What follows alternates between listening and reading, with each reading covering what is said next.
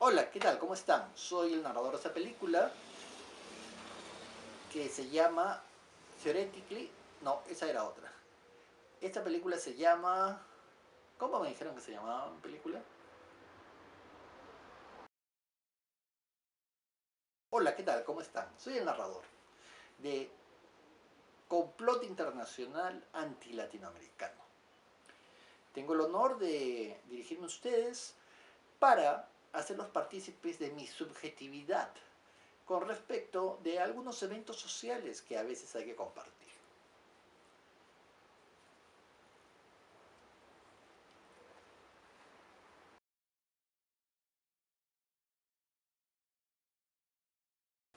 Hola, ¿qué tal? Soy el narrador. Toda película desarrolla eventos, pero ¿quién mira la película? ¿Y por qué estos eventos se desarrollan como se desarrollan? Porque hay un narrador. Y yo soy el narrador en esta película. Hola, ¿qué tal? Soy el narrador de esta película y los introduzco a Complot Internacional Anti-Latinoamericano 2K. Una película que les va a encantar. Voy a introducirlos a un conjunto de personajes que los van a acompañar durante todo el desarrollo de este relato.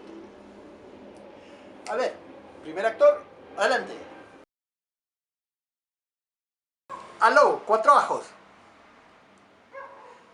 Muy bien, este es nuestro primer actor. Seguramente ustedes los conocerán como el oficial de inteligencia, un personaje muy simpático, al cual ustedes me permitirán que lo describa como lo van a ver. Es un hombre de florido lenguaje, muy original, y que tiene una idiosincrasia particular. Vamos a introducir al segundo personaje de esta película. A ver, segundo actor. Aló, que es un normal, llama a esta hora, estoy durmiendo. La pena me fastidia, soy un intelectual, no me levanto hasta después de la medianoche. Ya. Muy bien. Ese fue el segundo actor de esta película. Y su personaje es el de el sociólogo.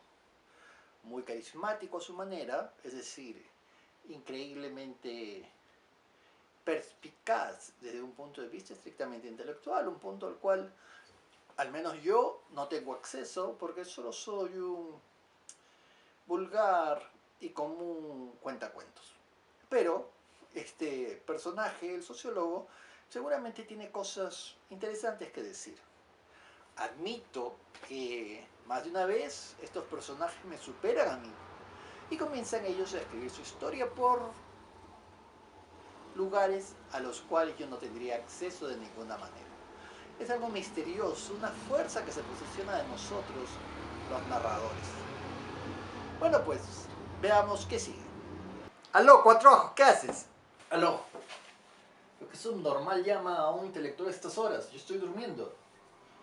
Bueno, estoy llegando a mi actividad intelectual, que es como estar en mi torre de marfil. Ya ve. ¿Tú qué quieres? ¿Quién eres? A ver. ¿Quién eres? ¿Quién es usted? ¿En qué puedo ayudarlo? Eso es lo que dice. Por favor. Podría expresarse en un lenguaje más técnico. Mira, de verdad, que no tengo idea de qué me habla.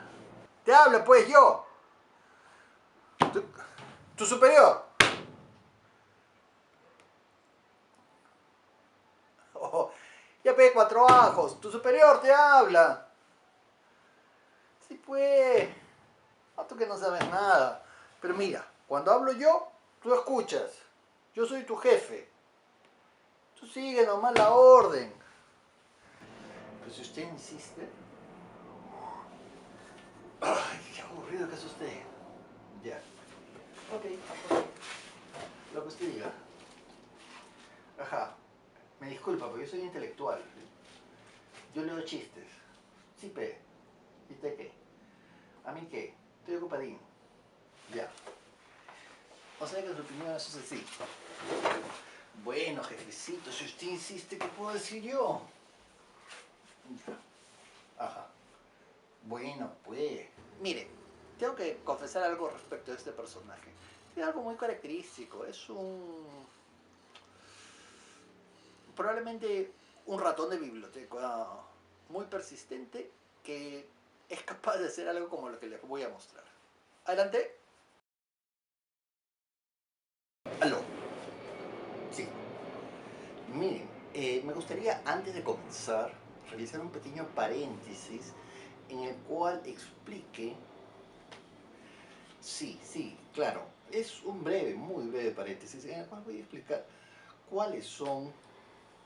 En este paréntesis voy a explicar un paréntesis muy breve. Antes de comenzar necesitamos un paréntesis muy breve en el cual voy a explicar cuáles son los elementos con los cuales vamos a trabajar. Primero, usted tiene un informe, pero este informe contiene letras, palabras, argumentos, y digamos que es parte de la construcción de un modelo sobre la realidad que no necesariamente tiene que coincidir con ella 100%, sino que es un modelo que funciona en la conciencia. Por lo tanto, en este paréntesis lo que vamos a ver es que aquello con lo que estamos trabajando no son con objetos reales, sino con representaciones dentro de nuestra conciencia. Es importante, muy importante definir este elemento para que no caigamos en la teología, en el aspecto mágico de la realidad. Así como no hay un estado en el sentido, no se me amargue, no hay un estado en el sentido físico, búsquelo por todas partes y encontrará gente. Así como en el campo religioso no existen los dioses que nos proponen, búsquelo por todo el campo y suele encontrar a gente. De igual manera, tenemos que determinar que estamos trabajando con modelos que quedan en nuestra conciencia. Son elementos de nuestra conciencia, búsquelo por todas partes, no los van a encontrar. Lo que hay es gente real, edificios, formas de organización, que eso ya es algo que está más relacionado con la conciencia, porque todos los seres sociales existen al menos dos veces, en lo que son y en la forma en que son pensados. Entonces, los seres sociales tenemos la propiedad de pensar aquello en lo cual, de aquello que se supone que somos. Por eso, es importantísimo que usted tenga en cuenta que no estamos hablando en el informe de objetos reales, no estamos manipulando la realidad, estamos haciendo representaciones sobre la realidad misma. Representaciones que finalmente guían nuestras conductas, que son objetivas en la medida en que pasan a formar parte de la objetividad grupal. O sea, que son parte de nuestra subjetividad colectiva. Y claro, naturalmente en este campo hay luchas entre algunos ámbitos y otros por imponer una colectividad particular, una subjetividad particular a una colectividad con la cual no compartimos necesariamente formas reales de existencia. Pero esto lo que nos lleva es, el punto al cual yo me dirigía con este breve paréntesis es al hecho de que todo lo que yo diga son representaciones mentales que estamos usando, poder simbólico para generarnos unos esquemas, unos modelos, que luego, mediante el trabajo empírico, nos llevarán a ver las desviaciones con respecto al modelo de los parámetros. Y creo que he sido bastante claro. Estamos tratando con el reporte de lo que trata es con un modelo de la realidad sí, que utiliza estos elementos de la conciencia. La conciencia, las representaciones. Es en la medida en que estas representaciones nos ayudan a construir un modelo de la realidad que tiene valor al reporte. De otra manera, sospecho que nos confundiríamos un tanto, porque, claro, hay que considerar siempre, tener muy en claro que aquí de lo que se trata son de representaciones mentales de una realidad concreta. Lo digo porque si hay que consultar algo, no es tanto reporte como la realidad, pero el reporte nos ayuda a generalizar las propiedades de la realidad. Pero aún así, esto que estamos diciendo, a menos que lo viabilicemos a través de un trabajo empírico en el campo, no pasa de ser una verbalización que utiliza estas representaciones mentales. Ahora, seguramente usted me entiende perfectamente, no solo porque usted es un hombre brillante, un institucionalizado de polendas, sino también porque estamos en un mercado lingüístico solapado. Es decir, la parte del mercado lingüístico se solapa con la suya hasta el punto en el cual podemos llegar a entendernos respecto del hecho de utilizar representaciones mentales. Creo que podemos cerrar el paréntesis siempre teniendo en cuenta que hay que considerar que el vector epistemológico tiene una supremacía en la jerarquía con respecto de, sí, de los datos, porque actualiza el valor de esos datos. Me refiero a la teoría. La teoría actualiza el valor de los datos obtenidos. Y cuando nos referimos a la realidad, entre comillas, es solamente, nuestros instrumentos de análisis solamente son tan buenos como la teoría que manejamos. Por eso, quería advertirle brevemente que hay que considerar que nuestra teoría, que la teoría que estamos utilizando para este reporte es una de las más avanzadas, las más acabadas, las más conscientes de sus propios supuestos. Pero siempre teniendo en cuenta que no pasa de ser una representación mental y que no hay por qué emocionarse con estas representaciones mentales. O sea, quiero decir, en la realidad, claro, uno se emociona, uno responde porque así ha sido condicionado por el hábitus. Pero desde el punto de vista estrictamente académico, que es perfectamente explicable el campo de las operaciones, como las que usted me ha encargado, que investigue, que describa de las posibilidades, no sé, usted ya las hará o no, queda, ¿qué es lo que estaba diciendo?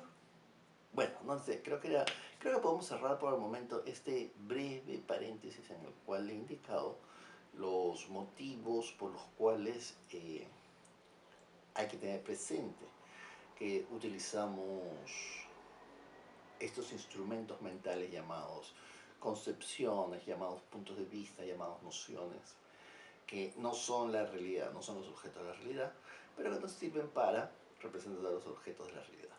Sobre todo en el caso de los seres sociales, de los agentes, que se hacen representaciones sobre sus interacciones.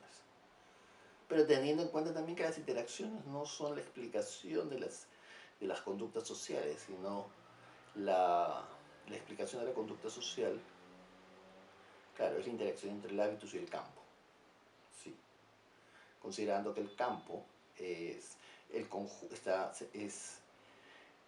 susceptible de ser descrito mediante la especificación de la distribución de los capitales en el campo mismo.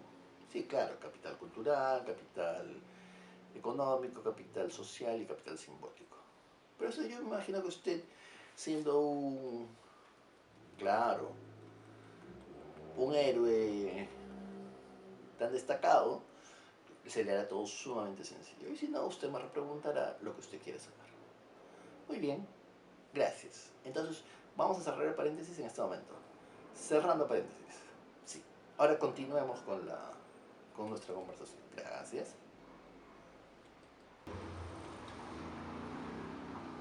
Mire, voy a hacer un paréntesis.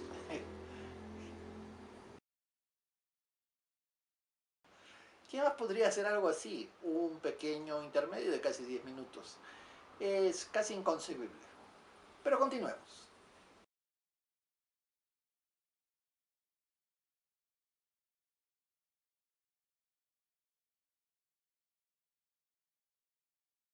Aló, cuatro ajos. Te habla tu jefe, tu superior. Definitivamente ese personaje está aportando lo suyo porque no sé qué decir al respecto. ¿Aló? Disculpe, ¿con quién quiere hablar? Por favor, identifíquese. Está llamando. Sí. Vaya, ese otro personaje está aportando lo suyo también porque no tengo ningún comentario que hacer al respecto. Reconoce, pues, cuádrate, cuádrate. Cuando hablo yo, tú te cuadras. Es que tú eres retonto, necesitas cuadrarte. Claro, mi cogonel. Ya, 4 horas. A ver, tu explicación, pues, tu explicación. Pero háblame bonito, ¿ah? Nada de chistiano. Te escucho. Comienza. Bueno, mi cogonel. Le voy a hacer una pequeña introducción a las prácticas intelectuales que desarrolla un sociólogo tan destacado como soy yo, y luego pasaré a responder a su interrogante respecto de, sí, claro, respecto de el informe que me solicitó tan distinguida posición social como es la oficina que administra usted. Efectivamente. Ok, permítame que le indique. El trabajo intelectual es un trabajo que demanda mucha energía. Un intelectual está sometido a unas cargas físicas extraordinarias y probablemente, pese a que se reconoce el valor del trabajo físico, el trabajo intelectual agota las energías de los hombres más valientes que hay, que se atreven a elaborar intelectualmente lo que se considera como la no práctica. No es que no sea práctico. Lo que sucede es que la práctica, la vivencia de la cotidianeidad se realiza en contra de la teoría. Claro, es como, seguramente usted ha leído el papel de la transformación, el papel del trabajo en la transformación del mono en algo. Sí, claro. Usted sabe, mire, al comienzo la monada existía, pero mientras el desarrollo de la agricultura y el desarrollo del cultivo de limones, se creó la limonada. Entonces, el mono se transformó en limonadero. Sí. Bueno, en el capitalismo también se transforma en limosnero. Pero el mono limonadero, sí, es el que ofrece limonada. Esto demuestra que el papel del trabajo es fundamental en la creación del mono en limonadero y también el limonero en el capitalismo. Cuando esto ocurre, hay una división en el trabajo intelectual y el trabajo físico, manual, directo. Y claro, algunos individuos nos encontramos en la necesidad, bueno, en la posición social que nos exige el desarrollo de nuestra actividad intelectual. Una actividad tremendamente demandante, increíblemente desgastante, que exige largas horas de recuperación de nuestro intelecto para lo que se demanda, claro, sí, lógico. El cuerpo se desgasta, el cuerpo pide que la inteligencia se desarrolle, pero no a merced del cuerpo mismo. Y por eso hay que ponerlo a descansar. El papel de los intelectuales en el desarrollo de nuestra patria latinoamericana es imprescindible, así como es necesaria la... Sí, sí, claro. La defensa de las fronteras nacionales contra el enemigo interno, externo, interior y exterior, superior e inferior, feminizado y masculinizado, así debe ser de respetada la actividad intelectual. Porque nosotros no nos rascamos, los intelectuales como yo, no nos rascamos la panza todo el día. Eso es un mito creado por las clases dominantes. Naturalmente, tenemos una posición subordinada en el en la estructura de poder. Porque, claro, usted me permite que le explique. Existe el campo social o campo de las relaciones sociales entre las clases, el campo de las clases sociales. Dentro del campo de las clases sociales se encuentra el campo del poder, o sea, el campo de las relaciones políticas. Exactamente, y dentro de ese campo se encuentra el campo de la producción cultural, monopolizado por la clase dominante. Y dentro de este campo se encuentra el campo dominado y el campo dominante. Y así el gusto es el gusto de los dominantes dentro del campo de producción cultural, que es el gusto burgués, ese gusto que asume que no debe haber desarrollo social. Claro, claro. Sí, bueno, disculpe usted me llamará errorista, pero le aseguro que las ciencias sociológicas, o como usted dice, sociológicas, nos permiten comprender cómo está organizada la sociedad. ¿Que soy un burócrata? Claro, un burócrata. Claro, claro, lo que usted diga, mi jefecito. Perdón, quiero decir mi general. Ok, entonces este trabajo agotador, que es el trabajo intelectual, ir a preguntar, entrevistar, analizar estadísticas, es un trabajo tremendo, tremendo, que agota y que no permite disfrutar de la vida, porque hay que mantener ese distanciamiento científico, y solo a través de un esfuerzo colosal de la percepción, de la voluntad, podemos retornar a la experiencia primitiva de la práctica. Bueno, no estoy atacando a la práctica, no estoy diciendo que sea primitiva per se, pero que es un estado diferente del de la teoría. Claro. ¿Que estoy loco? ¿Soy loco? No, al contrario, lo que sucede es que bañarme, esas costumbres burguesas de acicalarse, cambiar la vestimenta, me hacen perder tiempo para mi trabajo intelectual. Mi obligación es, sí, dilucidar estos aspectos que definen las diferencias sociales. Y para esto recurro a, claro, a información. Sí, claro, lógico, naturalmente, entiendo.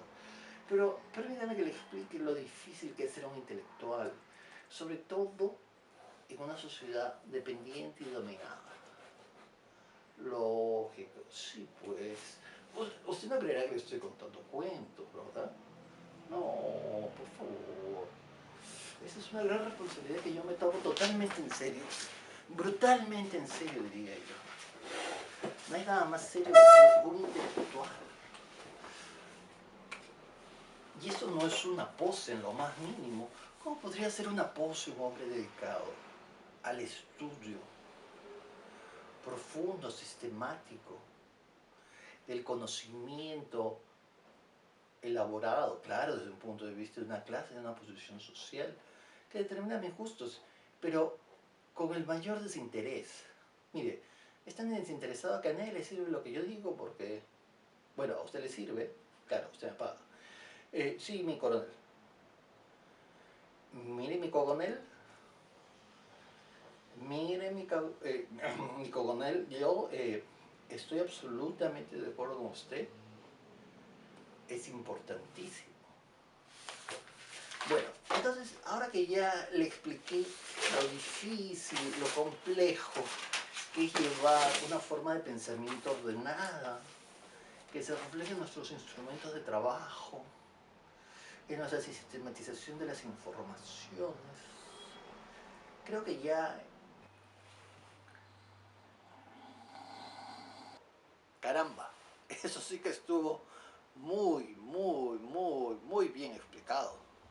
Como le digo, es el momento de explicarle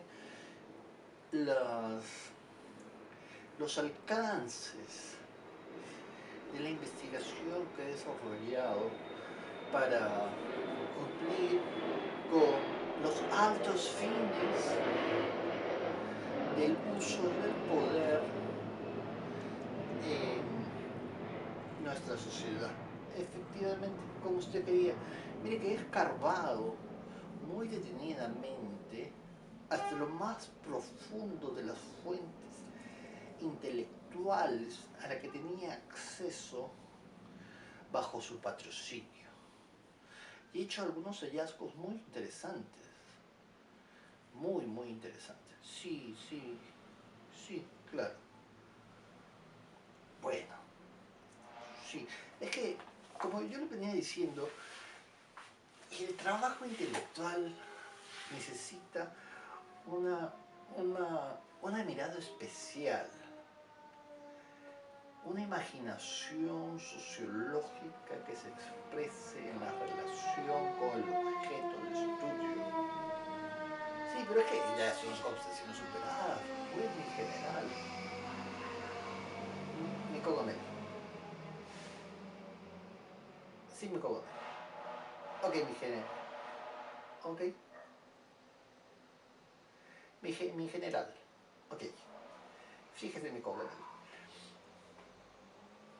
Lo que ocurre es que, ¿cómo le explico?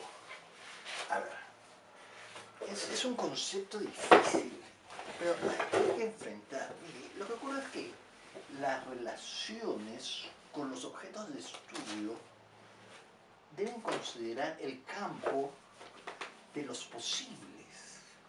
Por el campo de los posibles hay que entender. Por ejemplo, bueno, mire, es como la silla. ¿Qué es una silla? Es un objeto que tiene una forma definida socialmente. Se produce de una cierta manera, pero su uso está condicionado por la costumbre social. Claro, porque a usted le han dicho que una silla se usa de una manera, y entonces a usted lo acostumbra a usar la silla de ese modo. Pero un sociólogo no puede, un científico social, aunque esté en una base militar, no puede limitar su imaginación a los usos predeterminados, que son preconstructos de la conciencia cotidiana. Tiene que investigar el área de los posibles. Y las clases y fracciones de clase de lucha siempre proponen sistemas clasificatorios con respecto de las posiciones que ellos ocupan en el campo. Por supuesto, mi coronel. Claro. Un ejemplo evidente y sencillo, ¿cuál podría ser? A ver, digamos, ¿qué tipo de música le gusta a usted? Ajá, ya, las marchas. Muy bien. Imagínese que le ponen una contramarcha y no una marcha. ¿Cómo se siente usted? Claro. Eso es porque su gusto ha sido condicionado por la estructura. Entonces, cuando los terroristas usan una contramarcha para identificarse, a usted le da patatús. Claro, mi coronel. Lo que sucede es que los mercados lingüísticos no son generales. Coroneles, tal vez. Los mercados lingüísticos son particulares. Y entonces, de acuerdo a la posición social, se asumen unas interpretaciones u otras. Claro, mi coronel. Así es. Entonces, usted dice errorista, en un lugar puede ser considerado negativo, pero en otros serán los héroes de la película. Ciertamente hay esquemas que son extendidos a través de todos los campos sociales como representantes de unas ciertas relaciones de poder, como se da en el caso androgénico de la relación entre varones y féminas, en el cual las féminas se autovaloran a partir de la visión dominante elaborada por los varones. Es decir,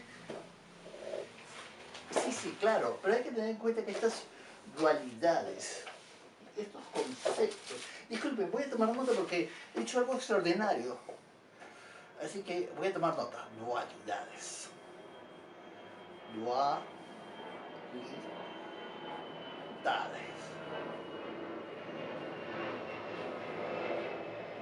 Muy bien, entonces la visión androgénica está relacionada con las clasificaciones cotidianas que se usan para describir la realidad, que vienen en parejas epistemológicas, sexuadas, no sexuales, pero sexuadas. Es como, por ejemplo, si yo digo arriba y abajo, ¿qué le viene a la mente a usted?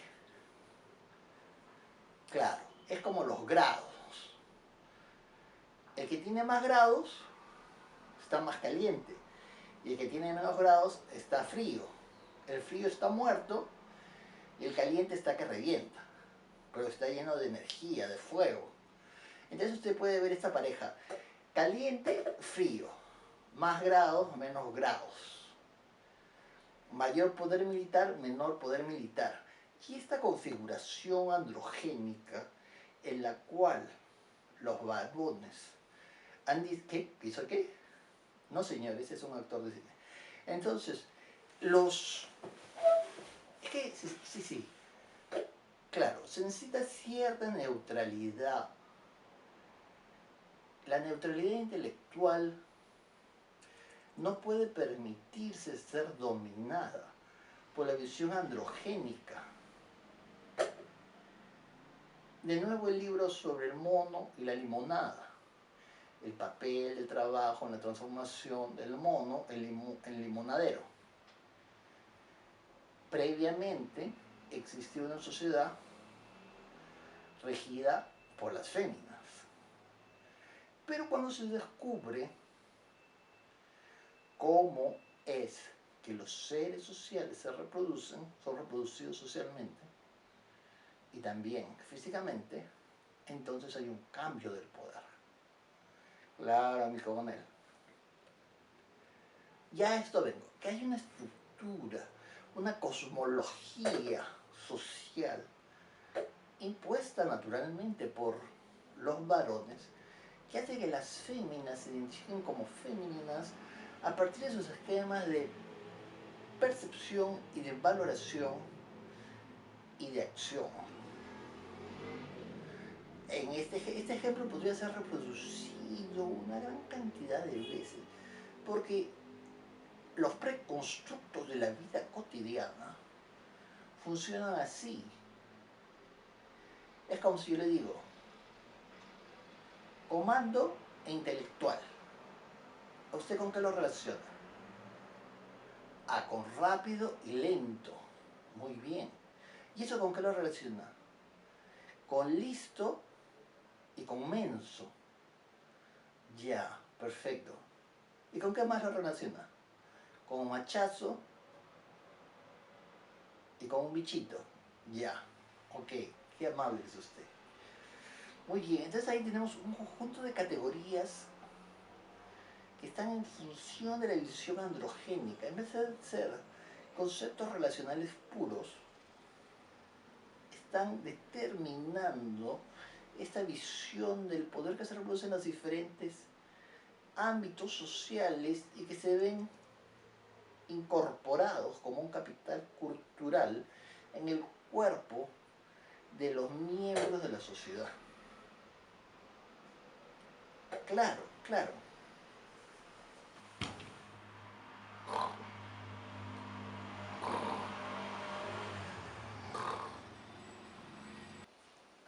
Vaya, vaya. Definitivamente este personaje necesita algún tipo de descanso. Lo que sucede es que, contrariamente a la visión de los intelectuales que tiene usted y que es comprensible porque está condicionada por el hábitus marcial en el cual usted ha sido entrenado,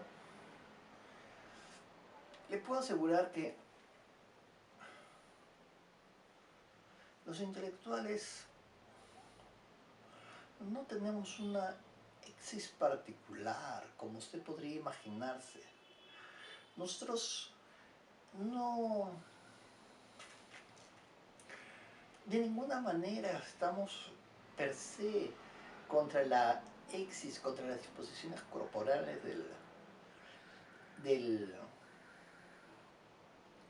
de la sociedad burguesa.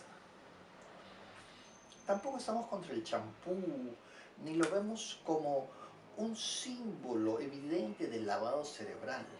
No, no, en absoluto. No, de ninguna manera. Lo que ocurre es que la normalización de la vida cotidiana nos lleva a hacer creer que hay unas formas únicas y definidas. De hecho, las disposiciones un tanto, digamos así, Mussolini. Usted sabe qué es el muso. En Italia el muso, sí, claro, cuando usted está molesto y entonces... Usted no, usted jamás se molesta, por supuesto, usted es un hombre recio. Cuando se pone la cara de puerquito, el muso, entonces... No, los hombres como usted no, jamás, usted es usted. Usted es un semidios, claro, usted es heroico. Por supuesto. Bueno, entonces hay unas ciertas tendencias a generar sociedades en las cuales hay estructuras de dominación y subordinación. Hasta ahora la historia de la sociedad se ha dado dentro de esa producción o reproducción de estructuras. Y, claro, se asume, dependiendo de la posición social, que hay unas normas, unas formas de ser. Claro. Sí, bueno, lo que ocurre, mi coronel, es que le venía diciendo, los intelectuales no somos, como usted cree o propone así tan jocosamente, unos individuos que nos pasamos el día realizándonos la manicura. No, de ninguna manera. Por otro lado, si yo tuviera la oportunidad, tampoco iría a una manicurista. ¿Por qué habría de ser algo así una pérdida de tiempo total? Cuando mi obligación es dedicarme a la descripción exacta de los fenómenos sociales, teniendo en cuenta a nivel cognitivo los conceptos que utilizo. Claro. La importancia de la autoconciencia y del control epistemológico en ciencias sociales es imprescindible. Por supuesto, claro, mi coronel. Claro, mi coronel. Usted es un genio de la gala, como dice su asesor chino, pero le puedo asegurar que conozco de lo que hablo. Me quedo hasta altas horas de la noche leyendo unos textos maravillosos. Y luego en el trabajo de campo aplico estas técnicas tan interesantes. Usted, sé que no le gusta el término, pero le puedo asegurar que soy un sociólogo evolucionario. Y si por esto tengo que sufrir encarcelamiento, así será. Pero ya vivo en una cárcel social que no me da sosiego, precisamente porque las formas de imposición androgénica,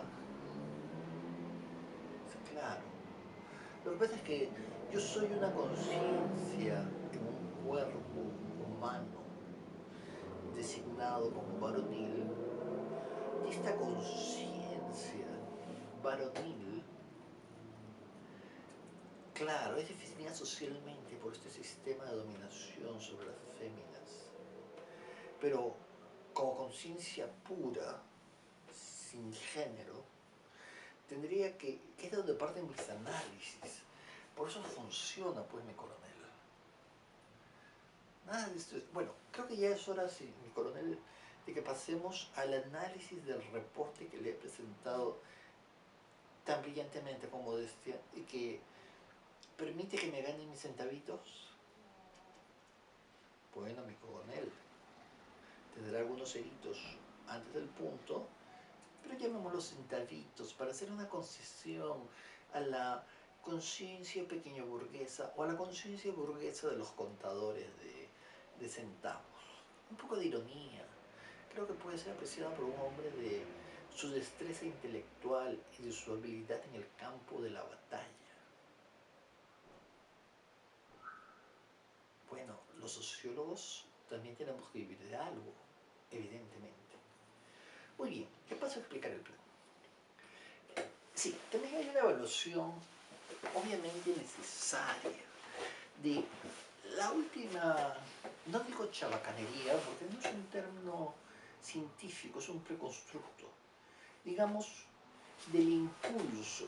He estado oteando el campo social y he reconocido, aunque no es parte del encargo, pero es parte del encargo también, que ha habido una producción reciente de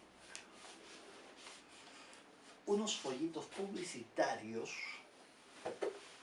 ¿sí?, que apoyan al presidente, al presidente de 3 o 4 regímenes.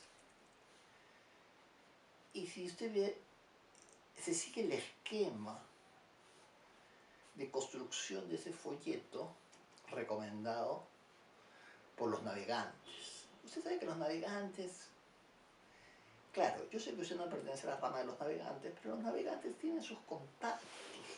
Entonces se ve, es transparente, claro, para una mente entrenada como la mía, es transparente de dónde provienen estas fuentes de este folleto que no tiene ni fecha de edición, ni editorial, ni la ciudad donde se ha editado. Lo pueden haber traído del extranjero así y no pasaba nada. Claro.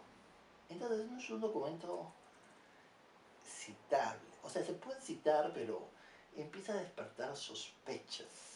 Claro, mi coronel. Estas cosas deben hacerse un poco más sutilmente, mi coronel. Es casi demasiado obvio. Además, cuando lo empiezan a repartir los tenderos, ya se ve de dónde viene el producto, mi coronel. Yo entiendo, mi coronel, pero históricamente se sabe que hay que poder negar la fuente del mensaje. Recuerde, ese documento del año 1953 no es nuestro, pero ya fue desclasificado en 2013, el 19 de diciembre. Claro.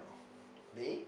La gente que tiene un programa doctrinal, claro, lo aplica. Muy bien. Bueno, pues, ¿qué vamos a hacer? Eso. No, y otra cosa es, esto que ha pasado el 11 de septiembre ha acabado con uno de los erroristas. Fue detenido un 11, se anunció un 12, y ha desaparecido de nuevo un 11. Entonces este errorista aparece vinculado a las operaciones de poder simbólico.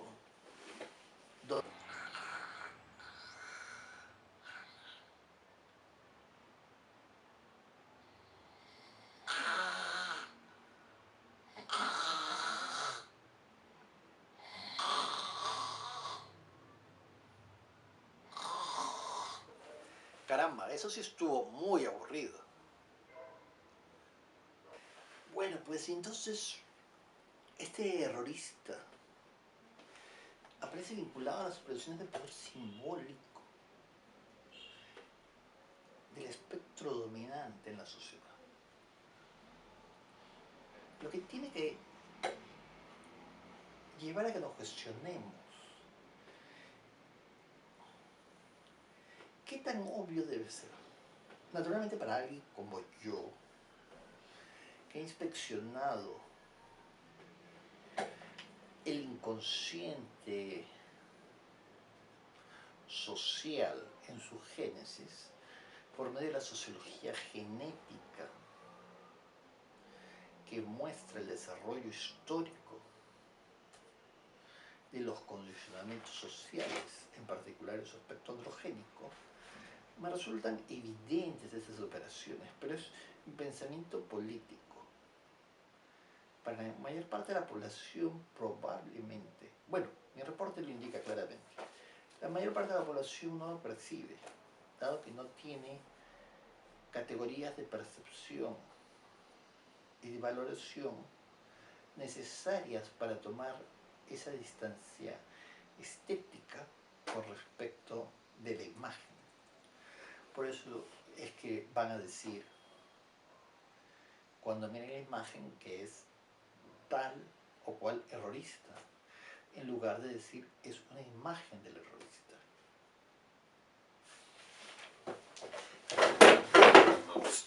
Lo cual nos lleva, mi coronel, no pasó nada, mi coronel, soy yo tratando de asumir una posición que refleje mi estado intelectual. Me refiero a una posición física, porque la sociología requiere también de una expresión corporal, de una exis que esté acorde con los requerimientos de la profesión. Entonces lo que les estoy diciendo es que estos dos elementos de la operación, es decir, estas dos propuestas en el folleto que he identificado, que le digo que probablemente es del sector de los navegantes, este folleto, y sí, claro, sí, es que los sociólogos tenemos nuestro orden también en el mundo corporal. Entonces, como le digo, la identificación de los navegantes, los navegantes están haciendo sus operaciones por su lado, parece. Y ya sabemos quién está influyendo sobre ellos de modo indirecto. Sí, ¿qué más? Ya le mencioné el documento del año 1953. Ahora, ¿qué es lo que interesa en este caso, mi coronel? Que esas dos operaciones verdaderamente plasman lo que usted ya me había indicado. Y ahora tenemos que... Sí, claro. El plan que he propuesto, mire, es un diagnóstico trabajado con una intensidad pasional, intelectual extraordinaria. Me vuelvo a cansar solo de pensar cuánto me ha costado establecer los hechos allí definidos. Por supuesto, le indico algunos de ellos. Mire, el diagnóstico es el siguiente. Como ya le había adelantado anteriormente, el cambio de la estructura laboral debido a la operación de los invasores de cuerpos que hace que nadie se acerque entre sí, ha llevado a que una parte de su tiempo le sirva para reflejar un modo de equilibrio. Ese equilibrio es malo en sí, por el sistema de razonamiento que ya le expuse. Mire, una sociedad con individuos equilibrados exige un pensamiento igual. Mientras estaban en una dinámica desequilibrada, desordenada, impredecible, cualquier cosa que les cayera era aceptada. ¿Usted ha leído el libro El capitalismo de la patada? ¿Todavía no tenía la oportunidad? Ok. En el capitalismo de la patada se explica que el sistema capitalista primero le tira una patada a la población y luego se impone como sistema. Entonces, el capitalismo de la patada nos explica la necesidad de un equilibrio, de un desequilibrio constante al interior de las fuerzas sociales. Como cuando se trabaja en el campo de concentración. En el campo de concentración, usted le da algo a alguien para que se dedique a una actividad productiva y luego se lo quita cuando ya está interesado. Y le va invirtiendo las cosas para que se desoriente, pierda la iniciativa y se desmoralice. Pero ahora con esta situación que impide el contacto, la fricción política y por tanto el desequilibrio dinámico, ha aparecido una fuerza no calculada que es la de la estabilidad. Esta estabilidad es de lo más peligrosa políticamente, porque comienzan a surgir asociaciones mentales que se expanden a la cosmogonía social, sugiriendo estabilidad, no solo económica, sino de estatus, lo que está forzando a la población a ser más susceptible a operaciones gubernamentales de equilibrio social. Y cuando digo equilibrio, me refiero a la posibilidad de que se impulse la voluntad de una igualación social que vaya más allá de lo económico. Porque mientras que esto es imposible, una igualación social de estatus paralizaría el sistema capitalista. ¿Qué pasa si cuando... Sí, sí. ¿Qué pasa si cuando usan champú X y champú Y se producen los mismos efectos, aunque uno cueste el triple que el otro? Si esta diferenciación social de estatus que dice yo domino y tú te subordinas se desaparece, estaríamos abriendo el campo al equilibrio social. Eso que ha sido tan criticado en algunos textos de fundamentalismo religioso como una búsqueda del equilibrio total que desaparecería el universo. Pero claro, lo vamos a tomar como una metáfora social. Bueno, como una metáfora social, cogonel. Y lo que ocurre es que este equilibrio social que la gente está experimentando ya lleva varios meses, hasta un año, lo cual está generando unas bases cognitivas que van a arrastrarse a lo largo del tiempo. Es decir, va a haber una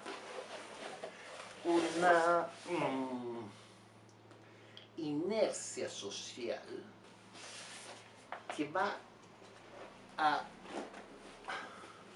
Esta inercia social va a empujar en la dirección del equilibrio social. Sí, en mi informe está detallado con si hemos realizado observación participante, entrevistas grupales, lo reforzamos con estadísticas, porque fíjese en la cantidad de horas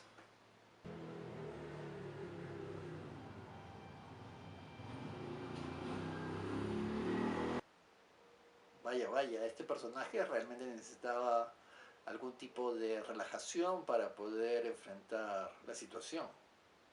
Sí, fíjese en la cantidad de horas que antes se dedicaban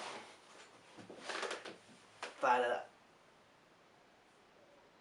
generar fricción social en el campo de la batalla diaria.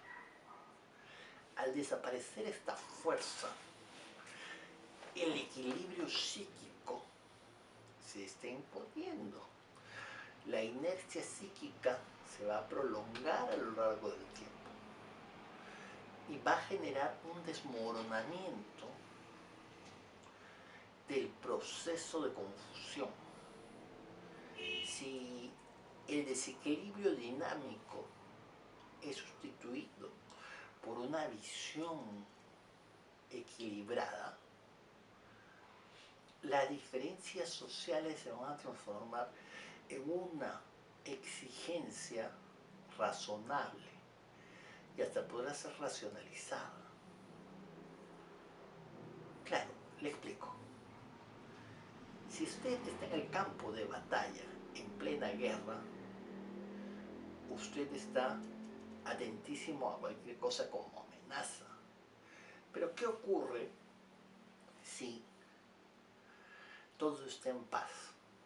Usted le da la bienvenida a cualquier ser humano que pase por ahí. No lo ve necesariamente como una amenaza. Mientras antes todo el mundo veía a los demás como amenaza y los sufría como amenaza, ahora, debido a la circunstancia del equilibrio, se le ve como un objeto ante el cual uno puede coordinarse apropiadamente.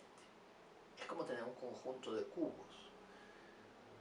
Adecuadamente rotados, los cubos pueden formar una estructura. Claro, no son objetos informes.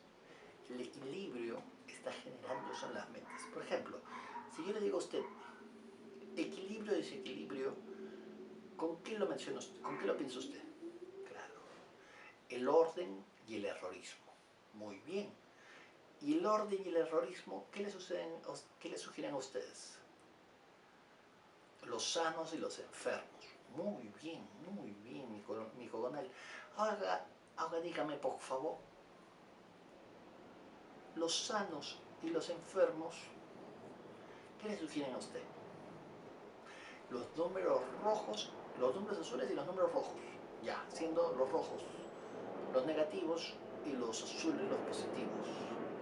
Siendo los positivos las ganancias y los rojos las pérdidas. Muy bien. Entonces, el equilibrio es una pérdida. Y el desequilibrio es una ganancia. O es al revés. El desequilibrio indica movimiento, por lo tanto circulación mercantil. El equilibrio indica una situación estática, por lo tanto una situación controlada, lo que nos lleva a la planificación económica socialista. Entonces este análisis sociológico basado en la cosmología social, originada al desaparecer la fricción social cotidiana por la última operación psicológica, definitivamente que nos conduce a una circunstancia política en la cual se están predisponiendo los agentes de las elecciones a favor de, no del progreso, entendido como sistema capitalista acumulativo, y en la forma en que el capitalismo lo utiliza, no sobre ese tipo de progreso, sino más en el sentido, sí, en el sentido del equilibrio, de la inercia. Lo que los votantes van a querer de seguir esta tendencia, y ahorita solo hay un 45% de posibilidad de que se plasme, es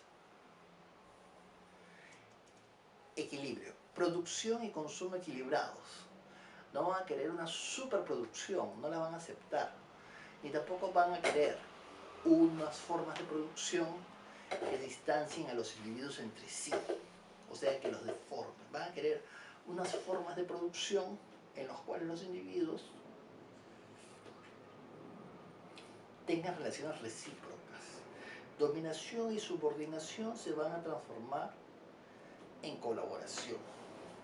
Así que la pirámide del sistema capitalista, que se encarga de explotar a los que están más abajo, no se lo digo con ningún gusto personal, simplemente es consecuencia de lo que está en mi reporte y se lo valido allí.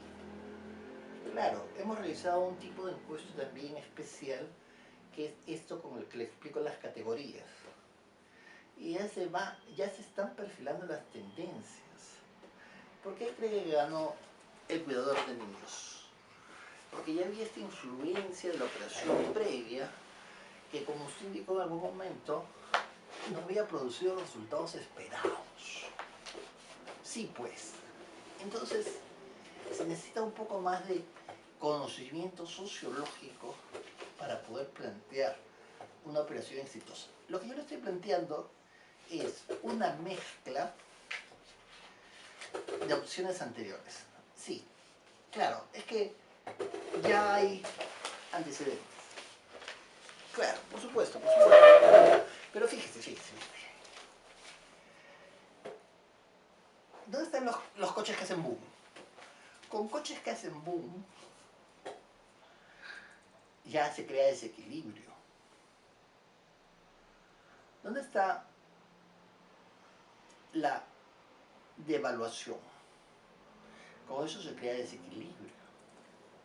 Pero el único problema es que no podemos aplicar, o sea, esos métodos que en el pasado han funcionado ya en una situación dada, no van a funcionar de igual modo en una situación estática. Es decir, mientras las personas, mientras los agentes sigan en esta situación, se dificultará aplicar cualquiera de esos métodos.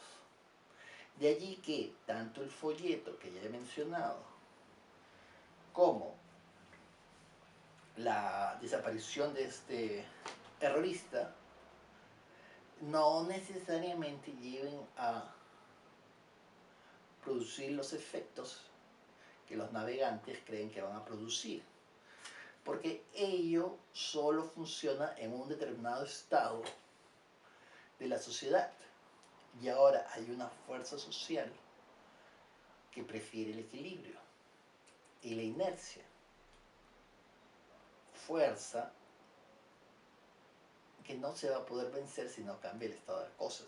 Yo entiendo que la necesidad de vender productos a la fuerza, productos que nadie quiere comprar, ha llevado a vender la idea de los marcianos y los invasores de cuerpos.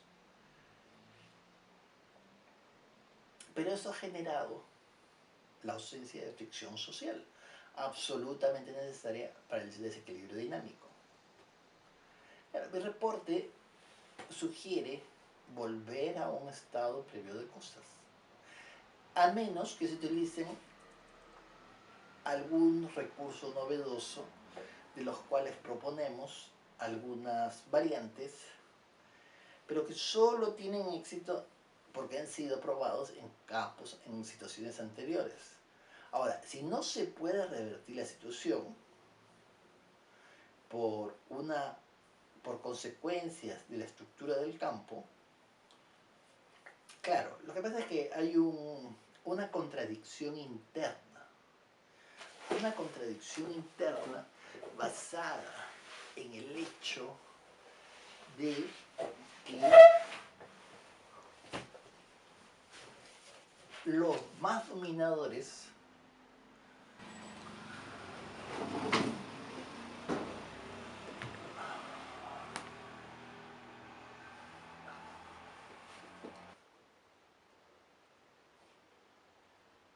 la contradicción interna está basada en el hecho de que los más dominadores en el campo,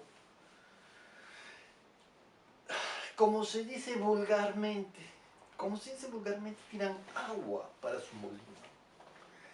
Esta agua que arrastran a su molino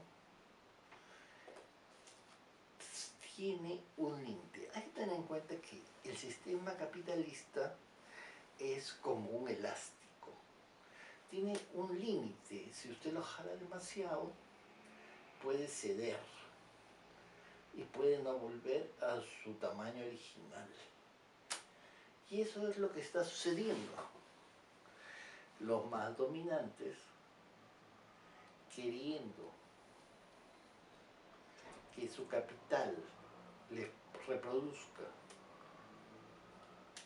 las ganancias usuales incrementadas dentro de sus expectativas fantasiosas, están jalando el elástico social un poco demasiado, llegando a generar una circunstancia que puede revertir la estructura sobre la cual se encuentran. Es decir, la estructura capitalista y sus formas de pensamiento, en un momento histórico dado, solamente pueden aceptar una cantidad de tensión.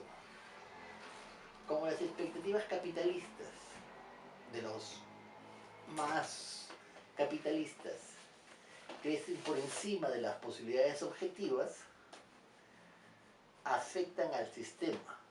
Y aunque a ellos les convenga, no significa que no deformen el sistema más allá de las limitaciones del sistema.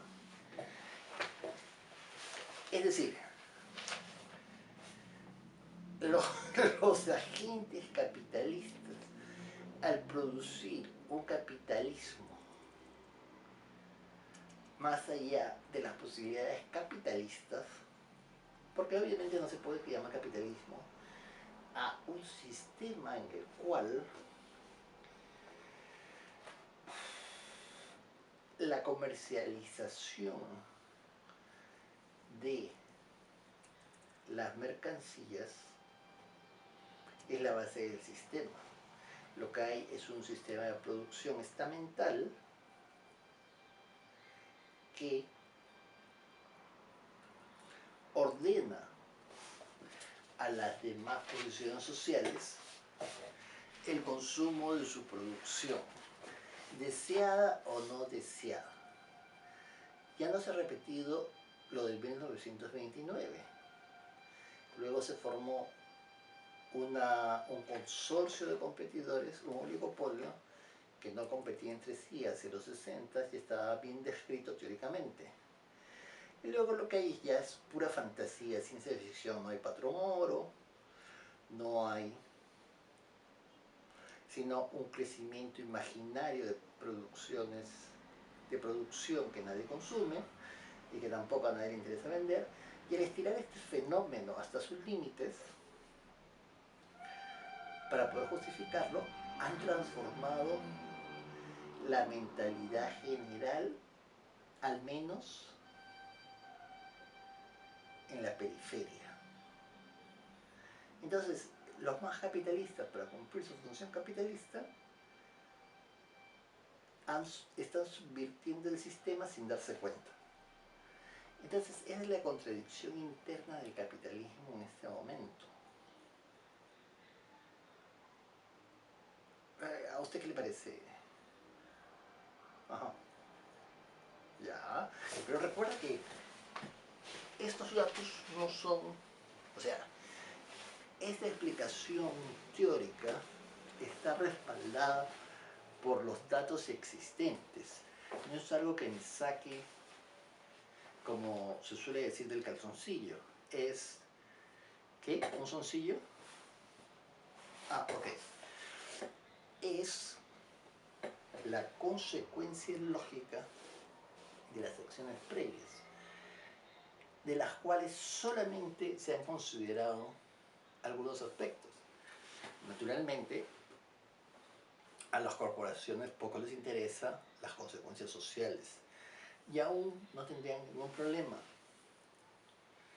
en que las futuras generaciones de su clase se desaparezcan mientras cumplen los objetivos del momento. Es una cuestión sencillísima de entender. Claro, Algunos de esos erroristas defienden la conservación del planeta Tierra, pero claro, ¿cómo hacer un planeta Tierra si es para un planeta para errar? Entonces, los erroristas quieren errar en un planeta Erra. Desean conservar el planeta Erra porque dicen que ya no va a haber planeta para las futuras generaciones, pero ¿qué le importa a los que tienen que obtener ganancias ahora? Entonces, eso es lo que ha sucedido, que en esta búsqueda de la ganancia actual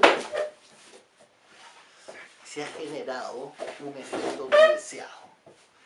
Y este efecto no deseado es, naturalmente, el de la... Sí, el de la... Este efecto no deseado es el de la... Sí, paralización de la fricción interna que ayuda a mantener el sistema andando. Entonces, este posible momento histórico de equilibrio puede llevar a unas transformaciones políticas no pensadas ni deseadas, pero que son consecuencia misma del sistema y de las disposiciones y expectativas que el sistema produce en la clase dominante. Es algo bastante claro, bastante lógico. Y el hecho de que no esté previsto y que se manifieste imprevistamente, que es un indicador de por qué las ciencias sociales son importantes. Bueno, en mi reporte está todo esto. Señalo algunas vías de acción posible, pero también indico porcentaje de probabilidad.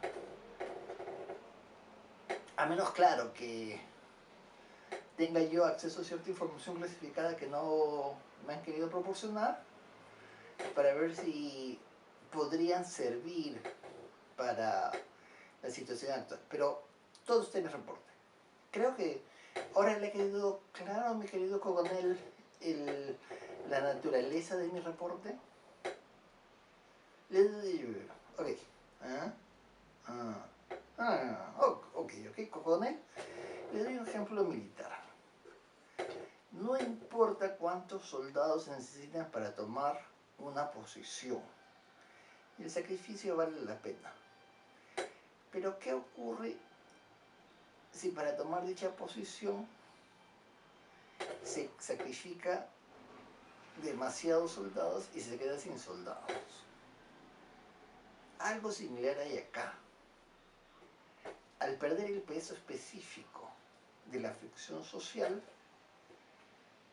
la guerra clasista puede inclinarse hacia el lado que no se desea. Bueno, son metáforas de guerra. Claro, lógico, mi Cogonel. Ok, sí, me pagan por decir todas esas cosas, mi Cogonel. Y me pagan bien, mi Cogonel. Le recuerdo que me paga usted, mi Cogonel. Bueno, la institución me paga. Naturalmente,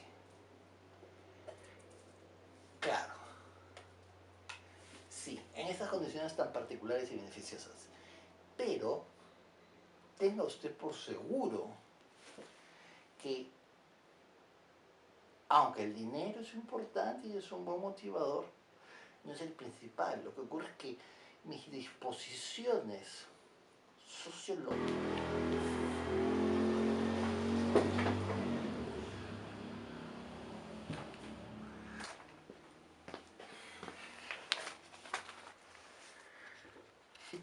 sociológicas son el producto de la influencia del hábitus particular en el que me encontraba sobre mi corporeidad, llevándome a incorporar como capital cultural unas ciertas disposiciones que utilizo en el campo de la producción cultural.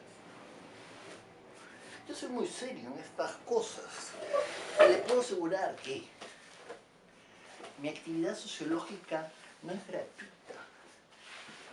que es naturalmente determinada por el campo, pero mis disposiciones son perfectamente coherentes con la naturaleza de mi trabajo. No, le puedo asegurar que aunque usted me llama sucio y loco, es incoherente lo que usted dice, porque las conductas que los sociólogos llevamos están condicionadas por las disposiciones que requerimos para realizar nuestras investigaciones. Si le parecen poco convencionales, si le parecen desquiciadas, es en parte consecuencia de que sus sistemas de valoración, de percepción y valoración han sido formadas en el campo marcial. No, los sociólogos somos gente perfectamente ordenada, cuya imaginación está condicionada para captar los particulares del campo. Se le puede escapar a usted estas cosas porque, entiendo, usted tiene otras disposiciones perfectamente entrenadas, pero el campo académico es un campo de rigurosidad extrema, que no se puede permitir ni informalidades ni ningún tipo de improvisación. Es un campo de conciencia extrema, tremendo esfuerzo intelectual. Ciertamente así es, se lo aseguro. Es un campo en el cual hay que actuar de modo totalmente serio. De ninguna manera somos un grupo de, como otros comerciantes, de vendedores de cuentos que se aprovechan de su posición, que sea subordinada en el campo social, para tomar ventaja sobre los trabajadores directos.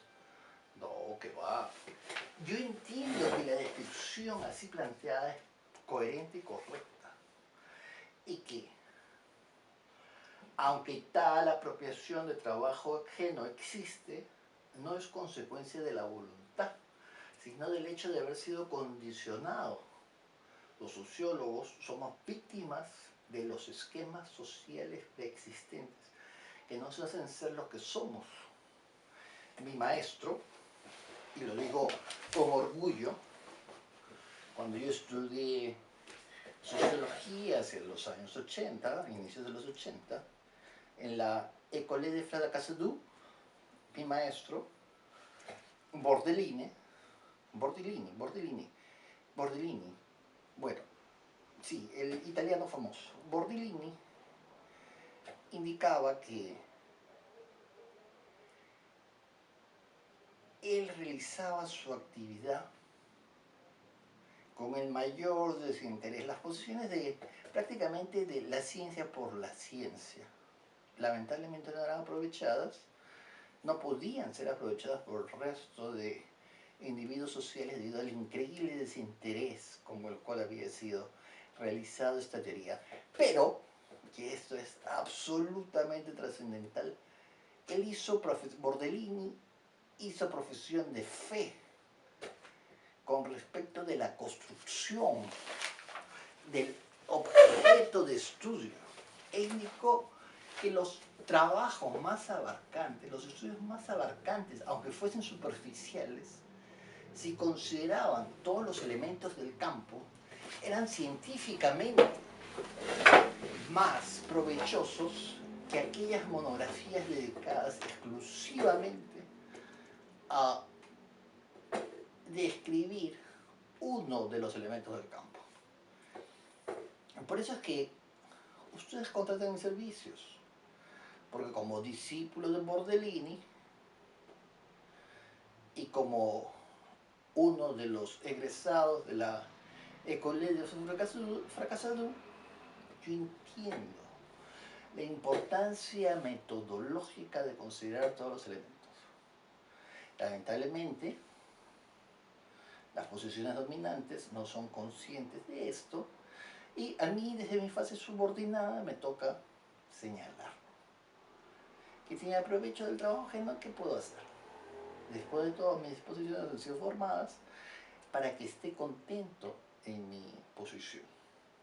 Entonces, no es una falta a la ética de la profesión que realizo dentro de la concepción del arte por el arte, de la fe por la fe, de la religión por la religión.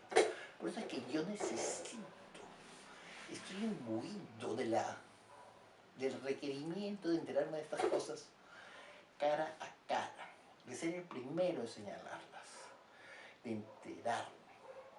Y por eso estoy satisfecho en la colaboración de mutuo beneficio que me plantean estas instituciones con las cuales tengo puntos de interés compartido, cuya metodología y objetivos no necesariamente me parece, como consecuencia de mi posición en el campo, los más adecuadas para la organización de una sociedad, pero siguiendo aquella en la cual me desempeño, creo que mi respuesta le explica por qué me dedico a lo que me dedico. Los académicos somos la gente más seria y los sociólogos los más conscientes de la necesidad de una formalización de los planteamientos científicos a nivel social. Sí, usted puede confiar plenamente en que le estoy diciendo lo que es correcto. Y mi informe se sustenta por sí. Creo que si usted se toma el tiempo de leerlo, de analizarlo, de evaluarlo, de transmitirlo, notará que es un trabajo de investigación para el cual he tenido un equipo de apoyo bastante completo y ha sido realizado en un tiempo excepcionalmente corto. Y, sí, claro. Bueno, mire, si me informa, ya mencioné que si me proporcionan esa información clasificada, tal vez le podría dar un alcance más. Pero en principio, lo que está en mi informe, eso es. Y lo realizo, como ya le expliqué, por estas disposiciones explicadas en el lenguaje de los preconceptos como vocación, pero en realidad están totalmente determinadas. Sí. Muy bien, mi coronel, ha sido un inmenso placer poder conversar con usted. Yo entiendo que la naturaleza de mi actividad le pueda parecer a veces un tanto excéntrica, pero son las condiciones en las cuales los sociólogos trabajamos y no debe incomodarle lo más mínimo. Así es un informe A1, como a usted le gusta. Claro. Ahora, lamentablemente va más allá de nuestro nivel salarial, que podamos, usted mío y de usted, o de usted y mío, que podamos recomendar algo que se escapa de nuestras manos. Ya los demás arriba tendrán que decidir si apuestan por su presente o si apuestan por un... Te escucho, comienza.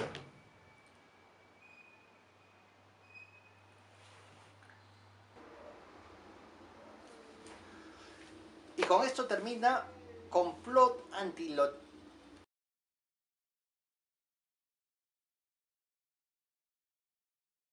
Ya los demás arriba tendrán que decidir si apuestan por su presente o si apuestan por el sistema. A nosotros eso no nos corresponde decidir, como usted bien sabe, y yo sigo la línea de mando. Ya veremos. El informe está redactado de modo confiable y recapacitarán o no recapacitarán. De nosotros no depende, pero en todo caso sí tenemos bien seguro, muy por seguro, que hay unas posibilidades de que digan que no. Y que su interés, como ha sido durante un largo tiempo, su interés presente, sea más importante que el sistema mismo. Y que prefieran poner a prueba el sistema. Si el sistema se les escapa de las manos, de lo cual existe una posibilidad, o un porcentaje de posibilidades que he colocado en su reporte, ya veremos. Además, probablemente hay material clasificado al cual yo no tengo acceso, usted tal vez sí, que podría señalar alternativas que yo no conozco. Pero hasta donde yo las conozco es Como lo he indicado yo. Sí, pues. Así es.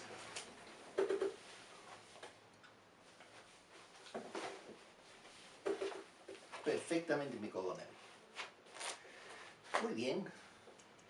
Entonces, procederé a despedirme de una eminencia como usted. No estoy intentando halagarlo, simplemente me limito a reconocer la importancia social para la clase dominante de la actividad que usted desarrolla tan magistralmente gracias a las disposiciones que posee para encarnar las necesidades de dicha posición. Porque usted sabe,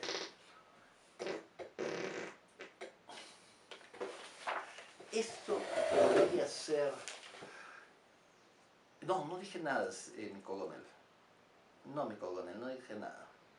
Bueno, mi coronel. Sí, claro, sí, es que usted encarna esta energía social que... Sí, que claro, es que ya está superada la situación.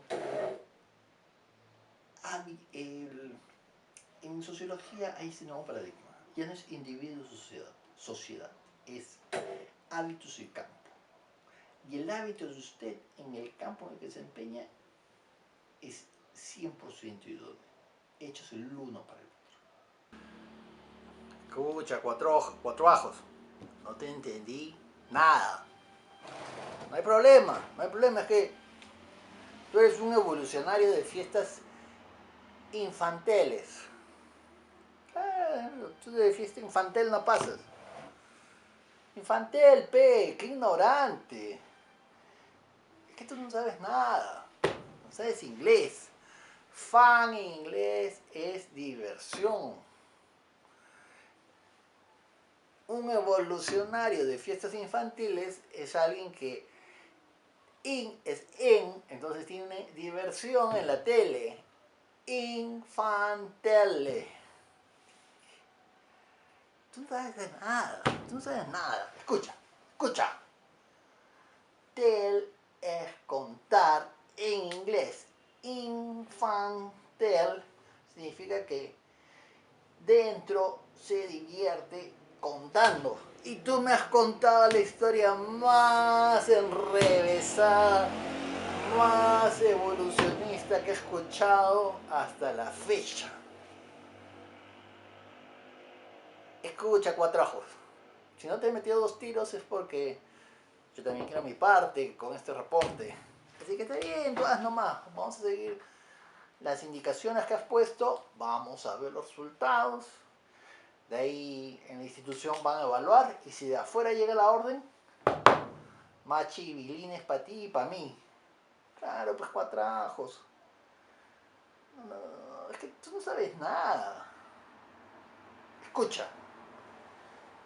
La explicación que me has dado es una explicación chivotrópica para colontrópicos. Sí, pues, son los términos técnicos que usamos en la institución y tú no entiendes nada porque tú no estás iniciado. No, déjalo ahí, cuatro ojos, déjalo ahí. Ya hablaste tú, ahora me toca a mí. Lo que te puedo recomendar es que te tomes tu agüita de manzana. Claro, pues para que te cures. Porque sí, con tus sesos evolucionistas redondos. Estás dopado. Claro, manzana, hombre. El hombre se sana tomando agüita de manzana. Tú que estás perdido, estás más perdido que cura en iglesia. No, es que tú no entiendes nada. No, tú no sabes nada. No, tú estás... lo que tú digas, cuatro, ya está bien. Pero desde mi punto de vista, acá se necesita un comité de imitar. Mi comité imitar limpiaría la fachada de este país sin ningún problema. Un comité imitar que ponga normas claras. También pueden ser normas con cualquier otro apellido, pero que sean seguidas, continuadas, frecuentes. Claro, pe, para que cuentes, son frecuentes. Para eso, pe. Tú escucha nomás, tú escucha. Está bien, esa es tu visión. Ahora lo que toca es una acción de hombres, de machos, no como ustedes, los intelectuales. ¿Qué es un intelectual? Un intelectual es alguien que actúa en la tele, pe. Como tú, como tú. Tú aparte de seguir tu guión de lo que te han enseñado, que has leído, que te han contado así de octava mano, tú te vuelves un intelectual. Tú actúas en la tele. Para ti todo es telegénico. Claro, pe. Telegénico es lo que te limpias con el papel higiénico de la tele. ¿No ves que es un rollo con un tubo? ¿No le llaman ahí a tu tubo? Buscas tu tubo, pones tu video, te limpias con el rollo. Claro, pe. Es que tú no sabes nada, tú eres un ignorante. Tú eres un ignorante. Qué horrible que es hablar contigo, cuatrajo. Ni ruso sabes, ni ruso. Tú que debías saber ruso, no sabes nada. Tú no sabes nada de mosca. Te escucha. Mijail se escribe con KH. KH. Así como eso que queda en la pantalla de la computadora ahí, que dice guardadito. Así con KH. Entonces, si Mijail se escribe con KH, 2K, significa jaja. Pero pe, cuatro ojos. Tú no eres mosca. Yo de mosca sé más que tú, cuatrajos. Jaja se escribe con 2K. Entonces cuando tú escribes jaja, cuando eres mosca y escribes jaja, pones 2K. Por eso, pi. Por eso, la cámara 4K es más fina, porque te hace reír más. Y tú solo eres un intelectual. Porque todo lo que tú dices es 2K. Todo lo que tú dices es 2K. Jaja, pe, jaja, me hace reír. Pero como yo soy un macho, un tipo serio, tipo con los botones bien puestos, entonces a mí me haces reír con todo lo que tú dices, cuatrajos. Por eso yo te digo 2K, para todo lo que tú digas KK, o sea, jaja. Si es que sabes, no sabes nada. Claro, cuatrajos, lo que pasa es que 2K es jaja. En ruso, como en Mijail, se escribe M-I-K-H-A-L. Entonces todo lo que tú dices para mí es jaja, 2K. Tú no sabes nada, eres ignorante. Ya, se terminó la conversación. Teniendo en cuenta esto, yo aprovecho para despedirme y le quedo muy agradecido por todas sus apreciaciones. Un inmenso placer. Hasta pronto. Ajá. Yeah. Muy bien, que le vaya muy bien. Claro, mi cogonel. Ok, ok. Ya, cuatrajos. Me tomé mi descanso escuchándote. Espero que no haya sido mucho. Ya, ya. Chao. Chao.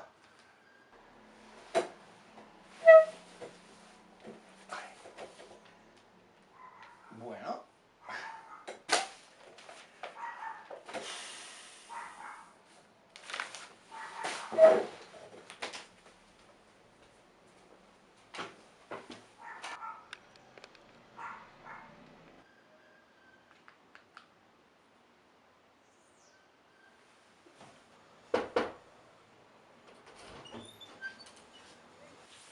¿Y usted qué quiere? No, espérese un ratito. ¿Tú qué quieres? ¿Tú qué?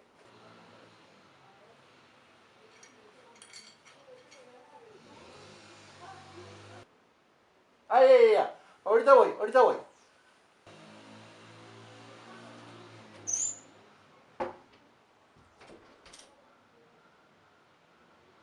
Y con esto termina Complot Internacional Anti-Latinoamericano. 2K.